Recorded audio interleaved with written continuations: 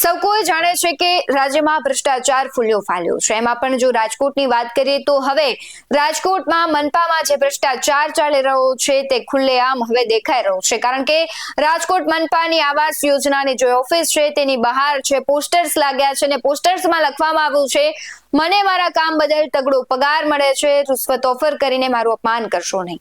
એટલે આ પોસ્ટર દર્શાવે છે કે ક્યાંક રાજકોટ મનપા છે ત્યાં ખૂબ ભ્રષ્ટાચાર અને રૂશ્વત લેવામાં આવે છે અને ખાસ કરીને જે પ્રામાણિક અધિકારી છે તેમની બહાર છે ઓફિસની બહાર પોસ્ટર તો લગાવ્યા છે, પણ આ પોસ્ટરે અનેક સવાલ ઉભા કર્યા છે।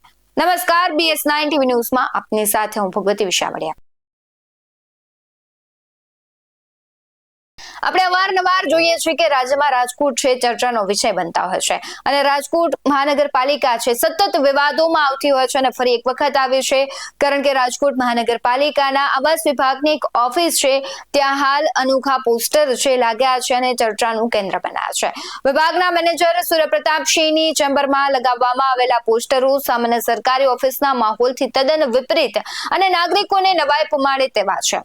ભ્રષ્ટાચારથી ત્રસ્ત નાગરિકો વચ્ચે સૂર્યપ્રતાપસિંહે સ્પષ્ટ સંદેશ આપતા જાણીતા લેખક ગુણવંત શાહના અવતરણો અને સહિતના જે પોસ્ટરો છે તે લગાવ્યા છે। આ પોસ્ટરમાં લખેલા મજબૂત શબ્દો અધિકારીના નીડર અને પ્રામાણિક અભિગમને દર્શાવે છે। ચેમ્બરમાં લાગેલા પોસ્ટર પરના જે સંદેશો છે તેની વાત કરીએ તો તેમાં લખવામાં આવ્યું છે, મને મારા કામ બદલ તગડો પગાર મળે છે, રૂશ્વતની ઓફર કરીને મારું અપમાન કરશો નહીં, તમારું વ્યાજબી કામ કરી આપું તેમાં તમારા પર હું કોઈ ઉપકાર નથી કરી રહ્યો, તમારું ગેરવ્યાજબી કામ હું પૈસા લઈને પણ ન કરી આપું તેની ખાતરી રાખશો, હું તમારો મિત્ર છું કારણ કે હું એક ભારતીય નાગરિક છું। આ પોસ્ટર છે તે ત્યાં બહાર લાગ્યા છે અને ખાસ કરીને આવાસ વિભાગના કાર્યો માટે આવતા રાજકોટના નાગરિકો આ પોસ્ટરો જોઈને આશ્ચર્ય અને સંતોષની લાગણી અનુભવી રહ્યા છે। જો મોટા ભાગની સરકારી કચેરીઓમાં ફાઇલો ખસેડવા માટે લાંચની પરેશાનીથી સામાન્ય લોકો ત્રસ્ત બન્યા હતા ત્યારે આ અધિકારીનો આ પારદર્શક અને સીધો અભિગમ આશાનું નવું કિરણ લઈને આવ્યો છે। ત્યારે મેનેજર સૂર્યપ્રતાપસિંહનું આ પગલું છે માત્ર ભ્રષ્ટાચારને નકારવા પૂરતું નથી પરંતુ તે નાગરિકોને તેમના અધિકારો વિશે જાગૃત કરવાનું અને સરકારી કામકાજ પ્રત્યેનો વિશ્વાસ પુનઃસ્થાપિત કરવાનું એક પ્રેરક ઉદાહરણ છે। આ પોસ્ટરો RMCના અન્ય અધિકારીઓ માટે પણ એક મજબૂત સંદેશો છે જે દર્શાવે છે કે ઈમાનદારી અને કાર્યક્ષમતા એકબીજાના પૂરક હોઈ શકે છે। સમગ્ર ઘટનામાં અમારા સહયોગીએ જ્યારે ગ્રાઉન્ડ રિપોર્ટ પર ત્યાં ઓફિસ પર જઈને જોયું હતું શું છે સમગ્ર ઘટના, કેવા પોસ્ટરો લાગ્યા છે અને જે નાગરિકો આવી રહ્યા છે તેમની સાથે પણ વાતચીત કરી હતી, તેના પર નજર કરીએ। રાજકોટ મહાનગરપાલિકાની કચેરીમાં પોસ્ટર લગાડવામાં આવ્યા છે। રાજકોટ મહાનગરપાલિકાની જે આવાસ વિભાગ છે તેમાં એક ઓફિસ દ્વારા અધિકારી દ્વારા પોસ્ટર લગાડવામાં આવ્યો છે કે દરેક ઓફિસમાં મૂકવા જેવી સૂચના, મને મારા કામ બદલ તગડો પગાર મળે છે, રિશ્વતની ઓફર કરીને મારું અપમાન કરશો નહીં, તમારું વ્યાજબી કામ કરી આપશું તેમાં હું તમારા પર ઉપકાર નહીં કરતો, તમારું કોઈ પણ ગેરવ્યાજબી કામ હું પૈસા લઈને ન કરી આપું તેની ખાતરી રાખો, હું તમારો મિત્ર છું કારણ કે હું ભારતીય નાગરિક છું। ગુણવંત શાહનું જે આ છે તે રાજકોટ મહાનગરપાલિકાના આવાસના જે અધિકારી છે તેને લગાવવામાં આવ્યું છે। હું તમને ઓફિસના પણ દ્રશ્યો છે તે બતાવવાનો પ્રયત્ન કરીશ કે જે પોસ્ટરો ઓફિસની બહાર પણ લગાવવામાં આવ્યા છે અને સાથે સાથે જ અંદર જે છે તે કર્મચારીઓના ટેબલ બાજુમાં પણ લગાવવામાં આવ્યા છે। હું તમને જે દ્રશ્ય બતાવી રહ્યો છું જે કે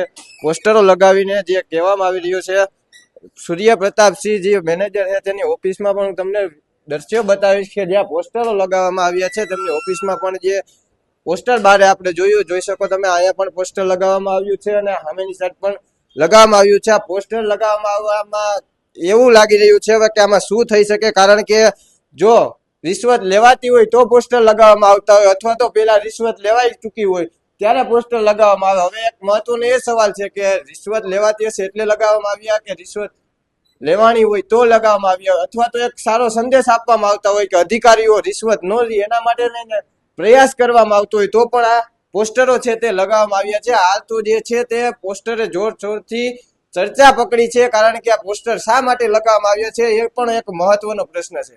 એ તો કઈ ખબર નથી પોસ્ટર છે એનું, મેં વાંચ્યું નથી, પણ એવું કે મને સંતોષકારક જવાબ આપ્યો કે તમને હું આવાસ કોટનનું ફોર્મ ભરવા માટે આવીશ।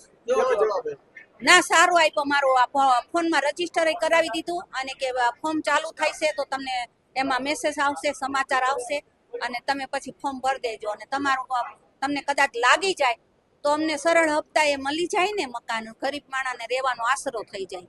એટલા માટે હું તો હમણાં 4-5 વખત આવી આ ફોર્મ હાટું ધક્કા ખાવ ના બહુ બધા સારો આપે છે, બધાય સારો આપે હો, બધા અધિકારી એક ઓફિસ ની અંદર ક્યારે કોઈ બી કામ હોય ને તો બહુ સરસ આપે. આરોગ્યમાં જો ગયા તા ને તો આયુષ્યમાન કાર્ડ કરો ને તો કે 2 દિવસમાં તમારું નીકળી જશે, કે ચિંતા ન કરો, કે બહુ ના બધા માણસો બહુ સારા છે, અધિકારીઓ બહુ સારા છે.